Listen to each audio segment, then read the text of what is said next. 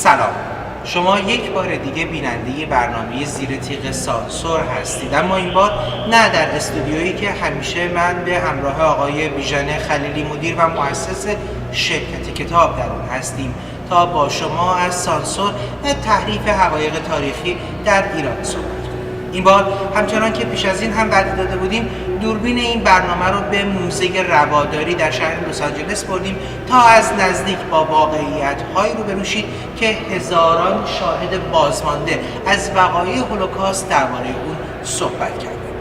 در این مسیر که ربای کوپر، یکی از بنیانگذاران و مدیر فعلی این موزه، هم ما رو همراهی خواهند کرد، بیشتر و بهتر با نمونه‌ها و آثار و بازماندگانی برخورد خواهیم کرد که میتونند حقیقت تاریخ رو به ما نشون بدن. شاید میپرسید دلیل این همه اصرار ما روی این موضوع چیست؟ آیا به راستی پرداختن به هولوکاست و بازماندگان اون تا به این اندازه برای جامعه ایران مهم به نظر میرسه؟ باید عرض کنم بله. به این دلیل که کشور ما، ایران عزیز، به دلیل داشتن یک حکومت استبدادی که اساساً دیگر اندیشان از انواع مختلف، چه مذهبی، چه فکری و چه سیاسی رو به رسمیت نمیشناسه، در آستانه تحولات خونی نیست که میتونه بار دیگه برگی سیاه به تاریخ کشور من و تو اضافه کنه. دانستن من و تو از آنچه که زمین ساز وقایع تاریخی در عصری است که در اون زندگی میکنیم میتونه به ما این توانایی رو بده تا در مقابل چنین پدیده‌های زشتی بایستیم و اجازه ندیم تا برگ‌های سیاه تاریخ بار دیگه تکرار شد. من بیژن خلیلی و ربای کوپر رو در این مسافرت نیم ساعته 45 دقیقه‌ای به این موزه همراهی کنید. مسافرتی که در اون بخش‌های واقعی از تاریخی که رهبران جمهوری اسلامی می‌کوشند در پس تبلیغات گسترده دولتی اون رو نفی کنند، به روایت شاهدان عینی به شما نشان داده خواهد شد.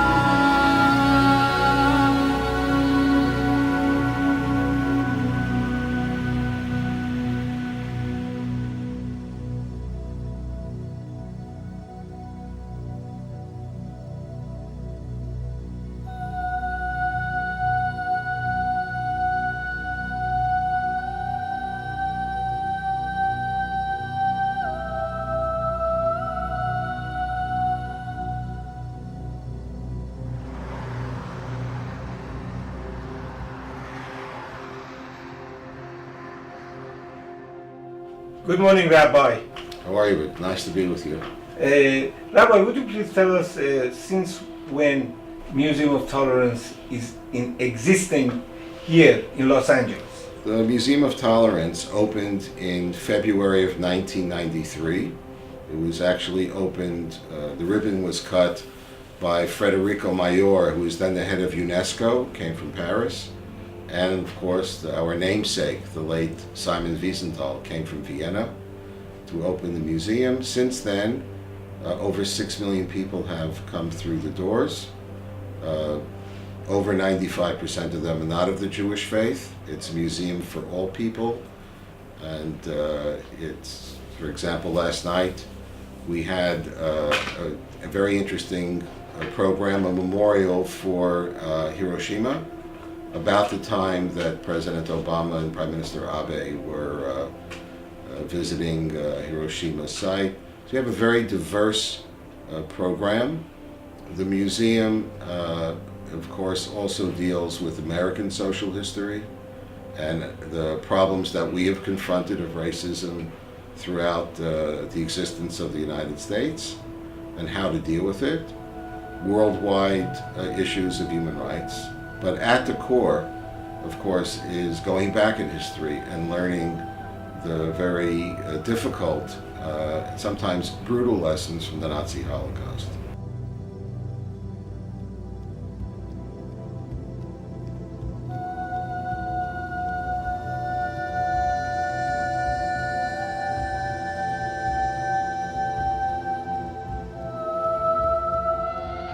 How did you get these pieces of historical things all over this museum?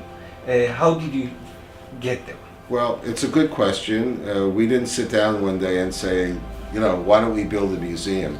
We actually opened in 1978 a small museum on the Holocaust. At the time, after Yad Vashem in Israel, it was the largest Holocaust center in the English-speaking world. It was 3,200 square feet. The Museum of Tolerance presentation space is 10 times that size. But by the mid-1980s, we noticed that young people were not reading the typical photo and caption. This is way before the internet. And so we decided that we were going to build the next museum that would be more engaging of the visitor and less text. Today, most museums are that way, but back then it was a bit of a revolution. And the second piece of it was we asked ourselves the question, okay, someday it'll be the year 2000. Will anybody still care about the events of World War II and the Holocaust?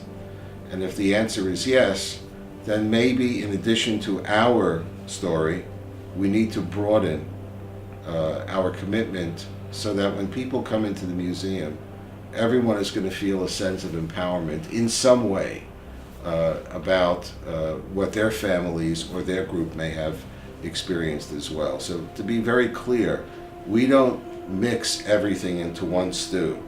You know, Hiroshima is not Auschwitz, and human rights abuses and hate crimes are not genocide. So nonetheless, the whole idea of this museum is to get people involved with personal responsibility, critical thinking, and increasingly for young people, because we're reaching the point where the individuals who went through World War II are leaving the world stage. The survivors who speak to the kids won't be with us forever. To give a context for the younger generations to learn from the past in order to build a better future. Now, the Museum of Tolerance is the educational arm of the Simon Wiesenthal Center.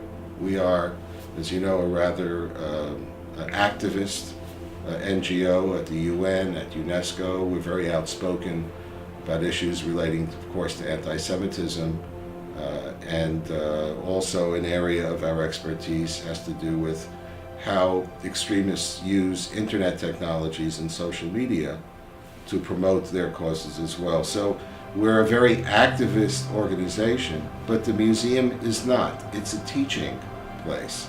It's not a place of politics. We try to keep the door wide open to all people who want to come and learn, and I'm very happy to report to you that we've never taken an advertisement out in a newspaper. The educators, the parents, the students who come understand and absorb the message, and there's a very, very strong word of mouth. And of course, we also have many heads of state and leaders like Dalai Lama. The late King Hussein not only visited here with his family, but was a member of the Museum of Tolerance. So we're in a great location, Los Angeles, which is the second city of almost every group in the world, including Persians, Jews, Mexicans, Filipinos, you name it. We are the second city. So this is a kind of crossroads of the world, and a wonderful opportunity for us to hear, and for us to hear and absorb the interests and concerns of others. Rabbi, what's your position about the exhibition of Holocaust cartoons in Islamic Republic of Iran? I mean, the second exhibition, which was occurred just last few weeks ago. So to put it first in a broader context, Holocaust denial, when you think about the denial of Holocaust, one of the things that the Nazis did was to have millions of pages of documents explaining, confirming what they were doing. They were detail-oriented. There was even footage from that. When you talk about the most documented crime in human history, it is the Nazi Holocaust. So, when we talk about denial of the Holocaust, we can understand that there are two possibilities of the motivation behind it. Number one, as some of the academics, like Arthur Butts at Northwestern University 20 years ago, I think, told CNN, I don't believe in Auschwitz because I'm more comfortable not believing it. So in order not to have to confront the reality of what took place, if you're smart enough, quote unquote, if you have the word capability, the imagery to manipulate. So if you want to be in self-denial, that's part of it. And in his case, probably because he doesn't like Jews. But there are also deniers of the Holocaust who basically say the Holocaust didn't happen, and given half a chance, I would like to finish the job. And I'm afraid that the Iranian regime, by virtue of their other threats, falls primarily into the second category, while simultaneously accusing Israelis of being Nazis. So there was no Holocaust, but if there are Nazis, it's the Israelis, and if the true victims are in fact the Palestinians. That's the state policy of a government. We wish it wasn't so. It's very corrosive. It definitely impacts the Jewish people, and I would say historic truth in a negative way. And we now live in the internet-driven world. So everything local is global, and everything global is local. And I think that actually the regime understands that quite well. And the launching of these Holocaust cartoon contests is, from their perspective, very clever, because first, it hurts the enemy.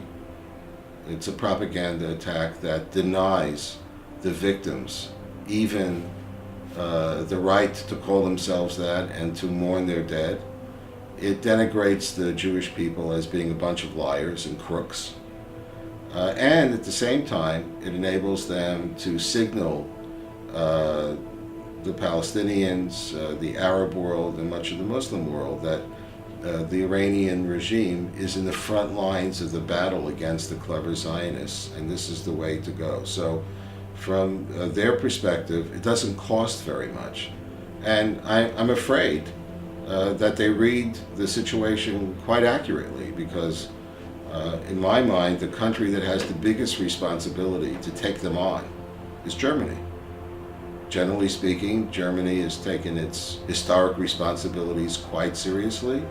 They've taught and continue to teach their younger generations their historic responsibility for, in conjunction with the Nazi-era crimes.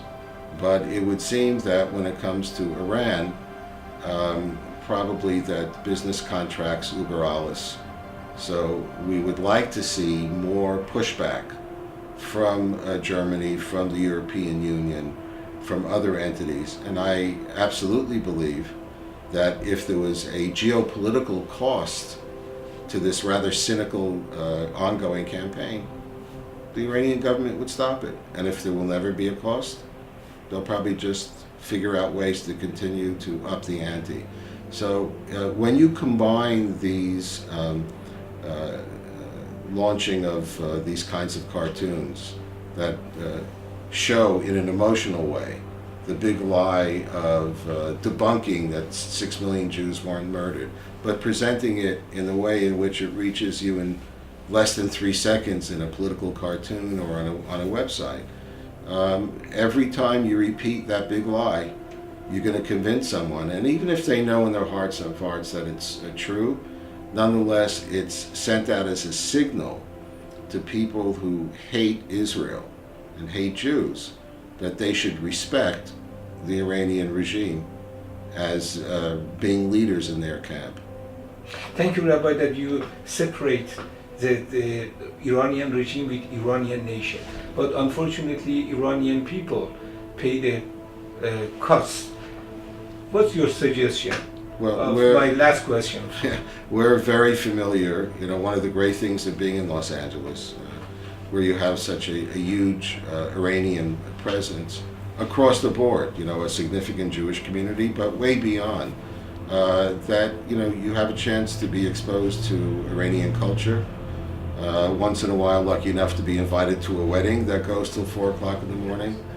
Look, Iran, we can talk about the following: Persian, Chinese, Indian, Jewish. These are the ancient histories. We are all proud people with a long, winding road of history behind us. You don't have to wear it as a chip on your shoulder. And also that Iran is a very diverse country with many different nationalities, ethnicities, and religious attitudes. So the tragedy of having this regime that uses theology as a weapon, first and foremost on its own people, is a tragedy. They're not fooling anyone. We know that there are really, in a sense, two Irans: the official picture that's shown and the people. And, you know, with Mao, he ran China for 50 years. As soon as he went, the historic friendship between the Jews and the Chinese took about 5 minutes to reconnect. I feel very confident that when the Iranian people have the support of the international community and are able to transition to a truly democratic nation, those historic relationships that go back thousands of years won't take very long to reconnect.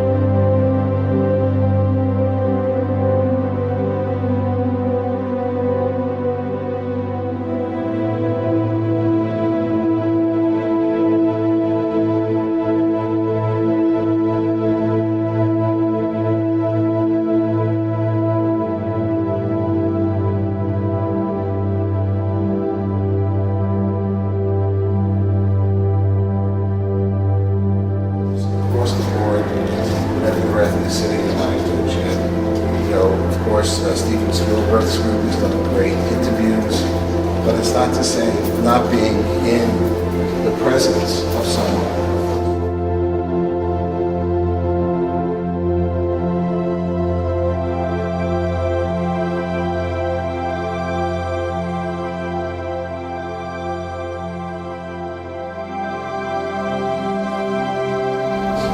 This is the new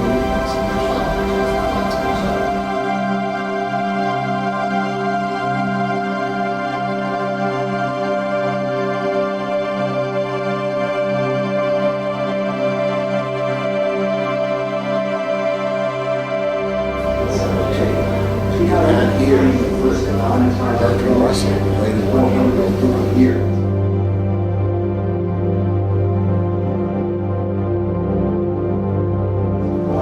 Now, I mentioned before,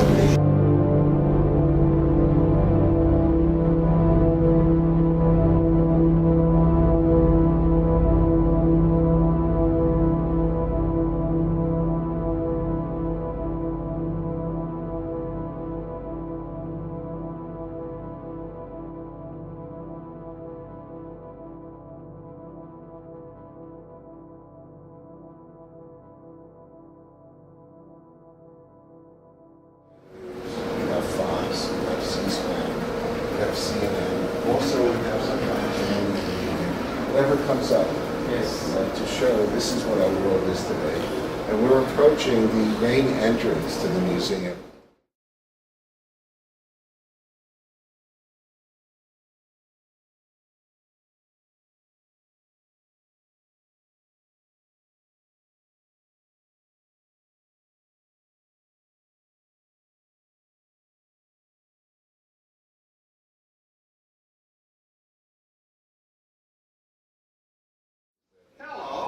Isn't it nice to see your bright and eager faces? Here we are in the tolerance section of the museum, so it's pretty clear you're tolerant people, not prejudiced. You look like perceptive people, above average. I mean, you gotta be smart or you wouldn't be at a museum in the first place, right? Unless they're here by mistake. And I bet you already know that tolerance is how well we accept practices and beliefs which are different from our own. What is this, Sunday school? Of course we do have limits, and we should. Why should we accept the lousy way certain groups drive, not to mention how the you-know-who's do business? Don't you hate being hassled by the homeless? Get a job. I mean, sure, some of them are homeless, but let's face it, you can tell which ones are just lazy, right? Shiftless, lazy thieving. And as for those people whose habits are a little peculiar, sanctimonious hypocrites. The less said about them, the better, know what I mean? But I can tell you're not like that. You're my kind of people, bright, sensitive, geniuses. So, it's time to step through the door. You know which one to choose, don't you? And remember, I like you. Every visitor is invited to go through. They don't have prejudice. The door is locked. Everyone, Dalai Lama, Bibi, King Hussein, everybody has prejudice. And the museum is, how do you deal with those that everyone has them, myself included. Murder them! Won't leave a single Jew! There's only one important event that occurred the day Matthew Shepard was beat to death. He entered hell for eternity. We, the children, and boys and girls, will go and kill them, murder them. We won't leave a single Jew.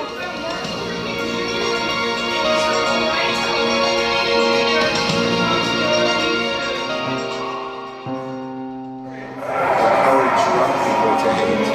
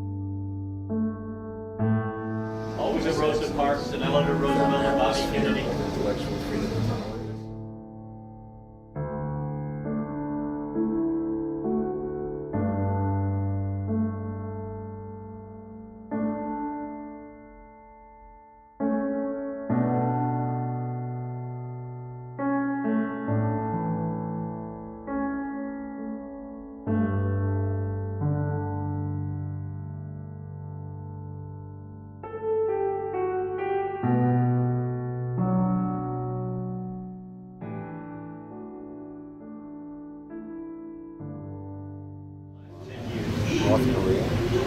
It's that. That's a kind of folklore. This is still present.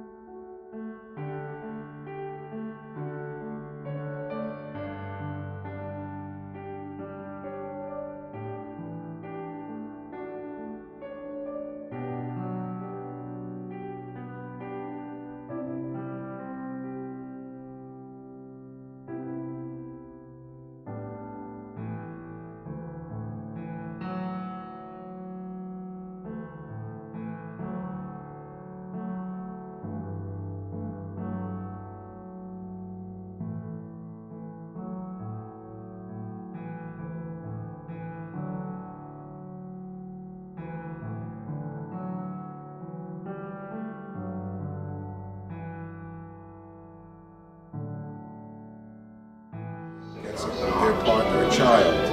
And this is the first station. At the very end, you actually get a printout. So this will be the introduction. And here, her name is Helena Weisland. You get her picture. She was born in 1928. Her parents' wedding photo, a family shot, and they're from Warsaw. And you learn till 1939 what happened. Then when you go through the museum, you find out more, and I'll show you, I'll give you the printout, so that, again, personalization, your partner. Stalin once said that one death is a tragedy, a million deaths is a statistic. We have to fight against that ideology and make sure that every human being counts.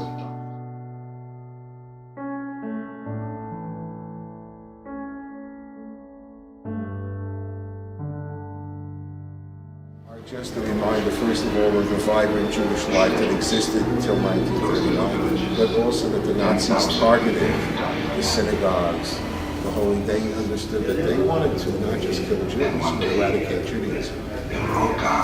And these are, of course, our holy items that we identify with happy occasions. But these are all. What was the ordinary things that one remembers about that world? Depicts German Jewish soldiers in the field in World War I on Rosh Hashanah praying.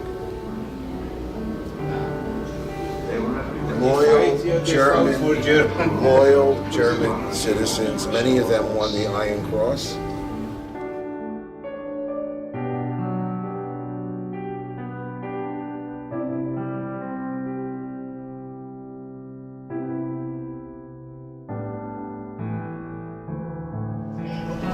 At 12 years old. Right. At 28 years old. Okay? It tells the rest of the story. Everyone gets there. She did not support it. So with that, thank you very much for coming to the museum today. Our partner with Betsy.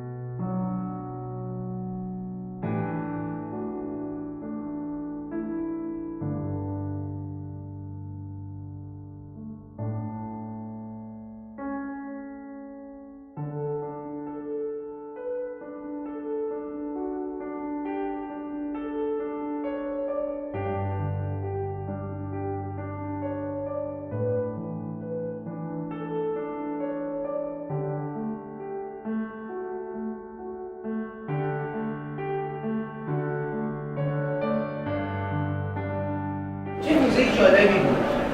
فکر میکنم خیلی حرفا برای گفتنه. درست هم روزی ما اومدیم اونجا که آقای اوباما الان در هیروشیما. واقعا آقای خیلی بعد از اینکه از این روزه گذر کردیم با این توضیحاتی که آقای کوپر به شما داد احساس میکنیم که چه آموخت و چرا اصلا ما باید این رو حفظ کنیم؟ باید هر لحظه حس کنیم که این چهره‌های این قربانیان جلوی چشم ماست. هدف اصلا کل موزه همینه و به ما بگه که دیگه تاریخ نباید تکرار بشه برای هیچ قومی، برای هیچ ملتی و برای هیچ عقیده‌ای هیچ کس نباید اینجوری قربانی نسل کشی بشه.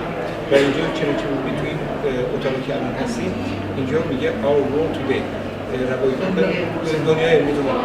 ایشون گفتن که ما هر لحظه از جهان تلویزیون‌های مختلف، برنامه‌های مختلف، خبرنگارهای مختلف اینجا داریم و بعضی وقتا حتی چیزایی که مربوط به جمهوری اسلامی گرفته میاد اینجا میاد بالا. مثل شلاق زدن آدم‌ها همین پیروز در ایران که باعث این همه سر و صدا شد. به هر حال دنیای امروز ما هنوز پر از خشونته، ولی امید به اینکه روزی باشه که در پناه اطلاع رسانی درست، در پناه تعهد یکایی که ما به زندگی سالم اقوام مختلف جهان امروز شاهد هیچ گونه تبعیض، نسل کشی و البته هولوکاستی از دوباره نباشه. ممنونم که ما رو به این سفر آوردید و از شما هم سپاسگزارم که ما رو همراهی کردید.